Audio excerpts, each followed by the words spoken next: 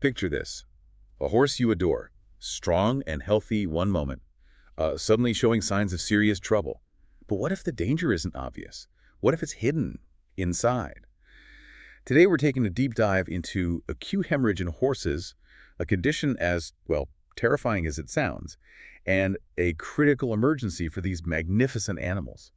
Our mission is to really understand what acute hemorrhage is, why it's such a life-threatening emergency, how veterinarians diagnose it, and the aggressive measures they take to save lives. And it's crucial to understand the unique physiology of horses right from the start. What's fascinating here is their sheer size and their total blood volume. Horses have a truly massive circulating blood volume, approximately 8–10% of their body weight. That's roughly 100 milliliters per kilogram.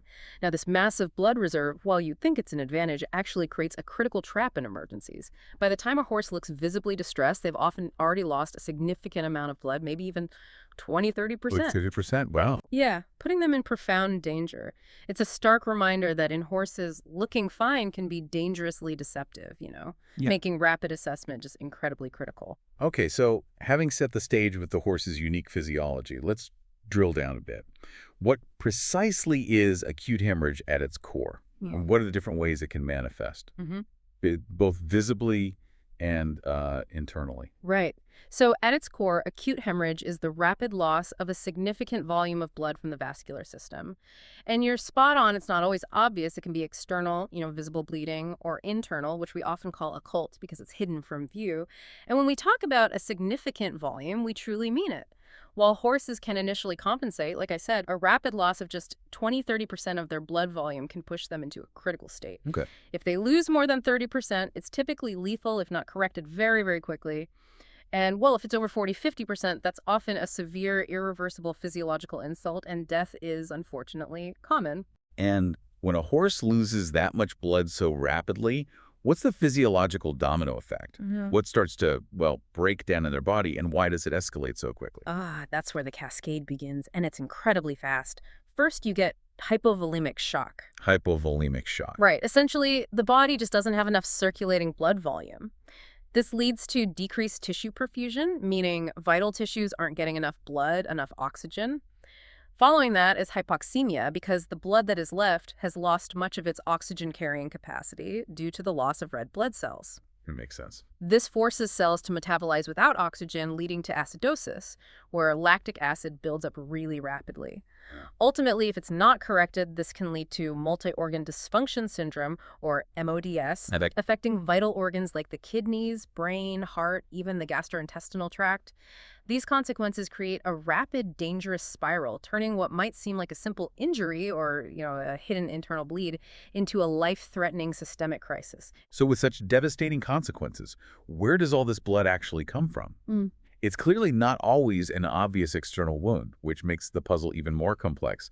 You mentioned it can stem from trauma, an underlying disease, or even iatrogenic causes, so related to a medical procedure. Exactly. There's quite a range. Right. So when we talk about external hemorrhage, the visible kind, you might see clear causes like deep lacerations from trauma, especially if they involve major vessels in areas like the limbs, neck, or face. But then we have epistaxis, or nasal bleeding, which sounds like it could have varied and often very serious causes. Oh, absolutely. When we look specifically at nasal bleeding or epistaxis, this is where some of the most critical and unexpected causes often emerge. Probably the most critical cause of severe spontaneous nasal bleeding is guttural pouch mycosis. Guttural pouch mycosis. Yeah, it's a fungal infection, and it can aggressively erode major arteries in the guttural pouch, like the internal and external carotid artery.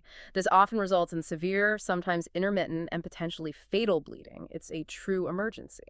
Intermittent, too. That sounds tricky. It is. Makes it hard to catch sometimes until a major bleed happens. Other causes. Well, there's ethmoid hematoma, which is a chronic benign mass. It causes milder intermittent bleeding, usually just from one nostril.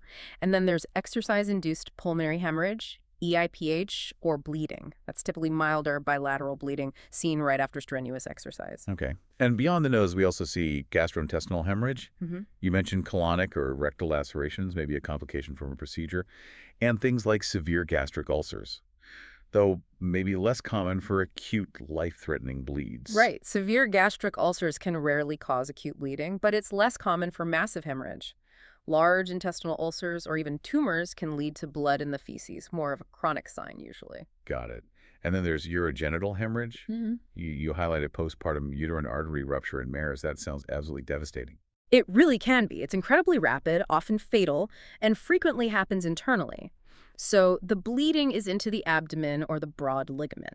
This makes it really hard to spot initially, which is a huge challenge for diagnosis and treatment. It's a major cause of death in mares shortly after falling. And that leads us directly to the silent, often deadly category you mentioned, internal or occult hemorrhage. Exactly. And what's particularly challenging here is how silent and swift these can be.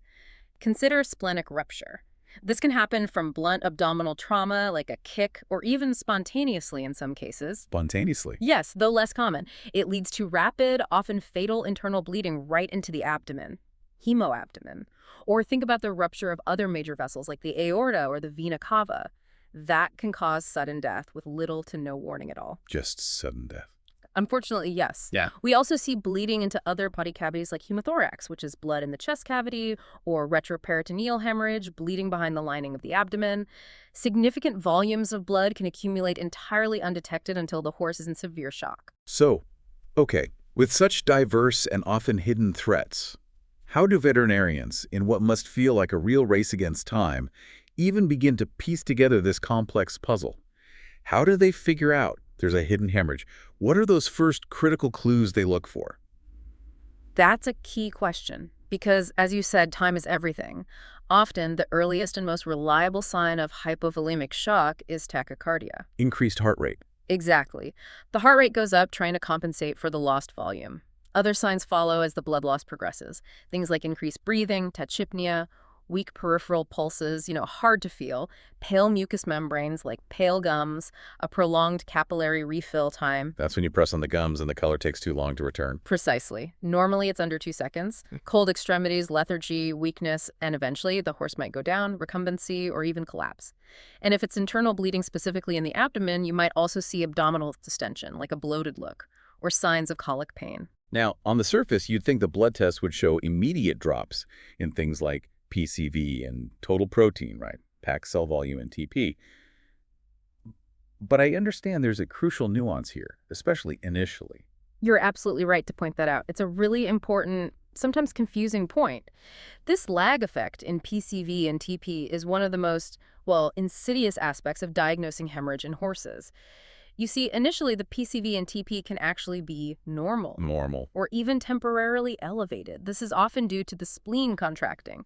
Horses have large spleens that store red blood cells, and in response to stress or blood loss, the spleen contracts and pushes those extra red cells into circulation.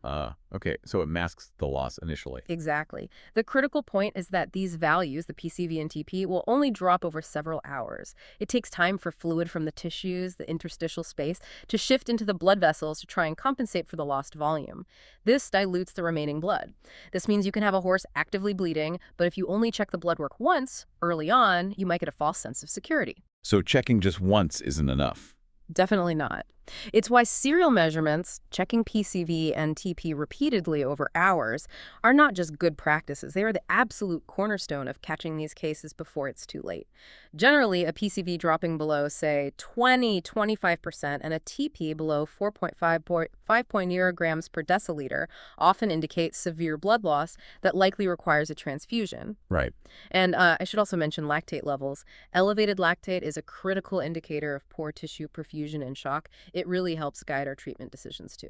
Okay, so once a hemorrhage is suspected, maybe based on those clinical signs and serial blood work, vets move to specific diagnostic procedures to try and pinpoint the source, right? What are some of those key tools? Exactly. We need to find where the bleeding is coming from if possible. We might perform an abdominocentesis, often called a belly tap. A belly tap? Yeah, we insert a needle into the abdomen to see if there's blood in the abdominal fluid. That confirms hemoabdomen. Endoscopy is particularly useful for epistaxis, the nasal bleeding. It allows us to directly visualize the nasal passages, the pharynx, and critically, the guttural pouches to definitively diagnose conditions like guttural pouch mycosis. You can actually see the fungal plaques. Sometimes, yes, or evidence of bleeding from the vessels in there. And ultrasonography is invaluable. We use ultrasound extensively to look for fluid, like blood, in the abdomen or chest. It can help identify organ rupture, like a tear in the spleen, or help diagnose a uterine artery rupture in a post-foaling mare. So once a horse is diagnosed with acute hemorrhage, we know immediate aggressive intervention is crucial.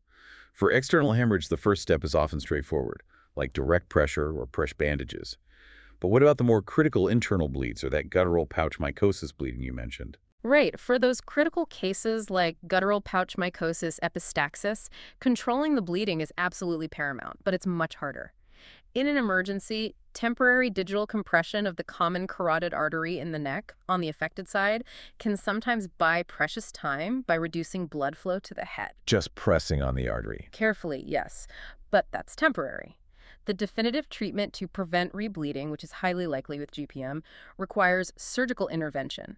This usually involves either transarterial coil embolization, where tiny coils are placed in the affected artery via a catheter to block it, or surgical ligation, basically tying off the affected blood vessels. Wow, highly specialized procedures. Very, but often life-saving for GPM to stop the bleeding permanently. Okay, so beyond controlling any external or surgically accessible bleeds, the main immediate goal is fluid resuscitation, isn't it?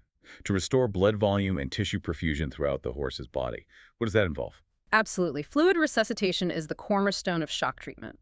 This is where we act fast and aggressively. It involves placing large-bore intravenous catheters, often two, one in each jugular vein if possible, for rapid administration of fluids. We typically use balanced isotonic crystalloids like lactated Ringer's solution, LRS, or plasmolite, and we give them in rapid boluses, large volumes given quickly. How large? We might give several liters very rapidly, then reassess the horse's parameters, heart rate, pulse quality, gum color, and repeat as needed. Sometimes shocking amounts of fluid are required, 20, 40 liters or more. We might also use hypertonic saline solution. It's a very concentrated salt solution given in smaller volumes. What does that do? It works by drawing fluid rapidly from the body tissues, the interstitial space, into the blood vessels. It gives a very quick, though temporary boost in blood volume. It buys time. And then there are colloids. Plasma is often preferred because it provides not just volume, but also albumin, which helps hold fluid in the vessels, and crucial clotting factors and immunoglobulins, which are all depleted with major blood loss. And we connect this to the bigger picture. Sometimes even massive fluid resuscitation isn't enough, right? That's when blood transfusion becomes a life-saving necessity. Absolutely. A blood transfusion becomes necessary when the PCV drops critically low, say below 20–25%, or if the horse continues to show severe signs of shock despite aggressive fluid therapy. Okay. This involves finding suitable donors.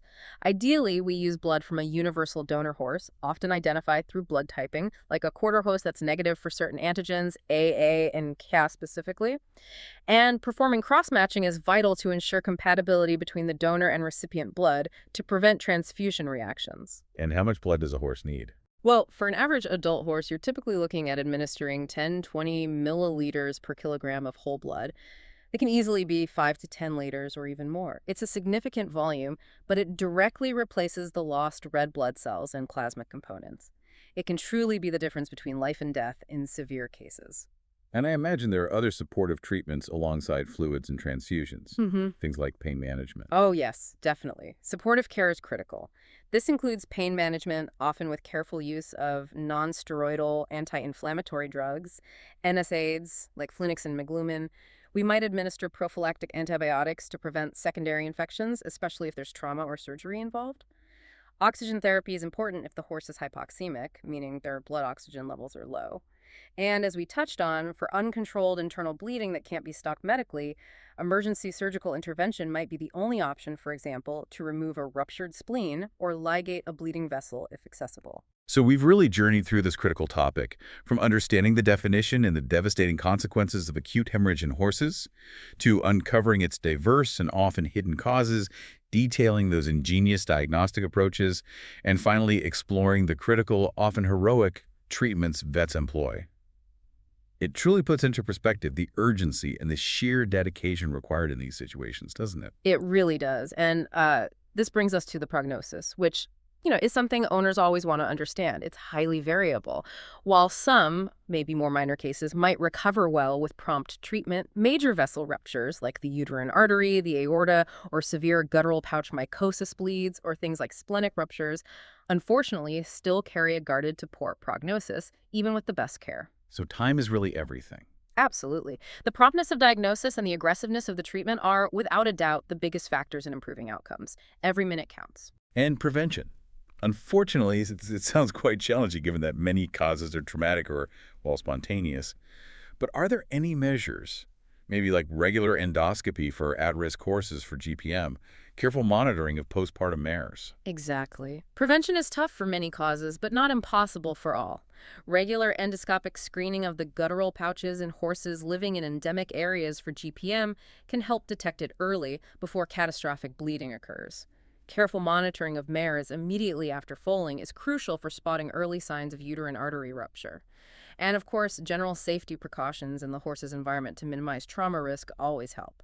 Things like safe fencing, careful handling, minimizing risks during transport. Okay, so let's leave our listeners with this thought.